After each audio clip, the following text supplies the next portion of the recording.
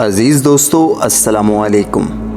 دوستو، اردو کے مشہور ادیب اور افسانہ نگار ممتاز مفتی نے اپنی آپ بیتی الخ نگری میں کراچی کی ایک پڑھی لکھی عطیہ نامی خاتون کا ذکر کیا ہے، اور یہ اس وقت کی بات ہے جب کراچی پاکستان کا دارالخلافہ ہوا کرتا تھا۔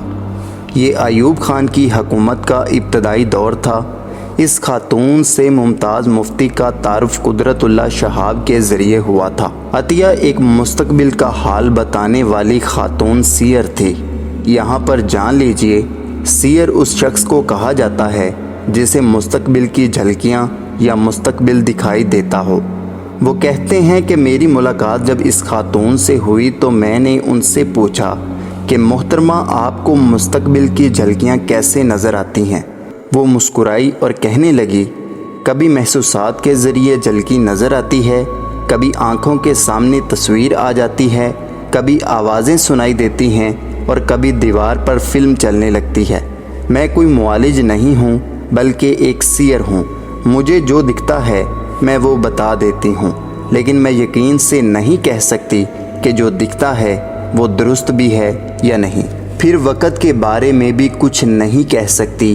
ایک چیز مجھے دکھائی جاتی ہے کہ مستقبل میں یہ ہوگا، ایسے ہوگا، یوں ہوگا، لیکن یہ پتہ نہیں چلتا کہ کب ہوگا، کل ہوگا یا 10 سال بعد ہوگا۔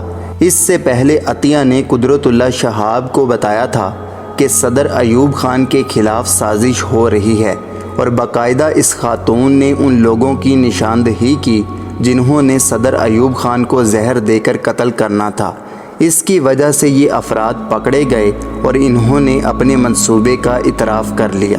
لیکن عطیہ کے بارے میں کچھ باتیں ایسی تھیں جنہوں نے ممتاز مفتی کو حیران اور پریشان کیا، اور وہ باتیں یہ تھیں کہ عطیہ کہتی ہے کہ کئی ایک باتیں میں دیر سے دیکھ رہی ہوں، مسلسل دیکھ رہی ہوں، لیکن وہ وقوع پذیر نہیں ہو رہی، جیسے کہ مثلاً، اور یہ کہہ کر وہ خاموش ہو گئی۔ جب مفتی صاحب نے پوچھا مثلاً سے کیا مراد ہے، تو عطیہ نے کہا کہ کب سے دیکھ رہی ہوں کہ سہرود شہر کے صوفی کو گرفتار کر لیا گیا ہے۔ یہاں پر بتا دوں، سہرود ایران کا ایک شہر ہے۔ اس پیشن گوئی کے بعد بالکل ایسا ہی ہوا۔ پھر اس نے کہا کہ میں دیکھ رہی ہوں کہ ایک گھنی داڑھی والا شخص جس کی آنکھیں سبز ہیں ڈکٹیٹر بن کر آ رہا ہے، جو بہت سخت گیر ہے اور ہمارے معاشرے کو سدھار کر رکھ دے گا۔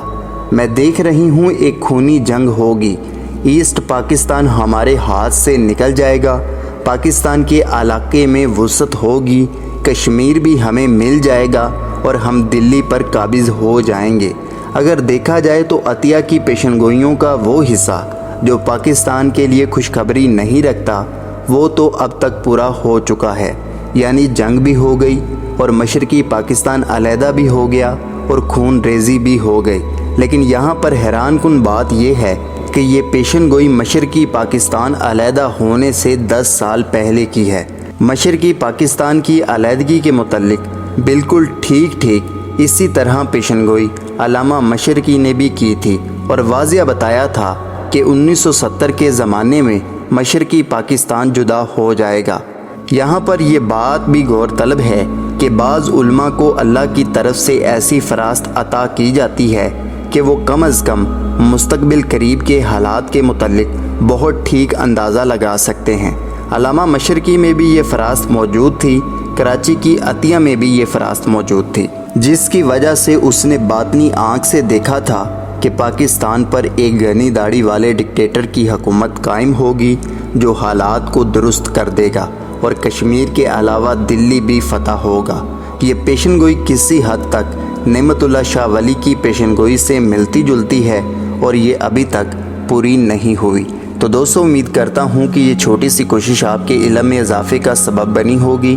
ویڈیو پسند آئے تو ویڈیو کو لائک کریں، چینل کو سبسکرائب کرنا مت بھولیے گا۔ اللہ حافظ، اللہ نگہبان۔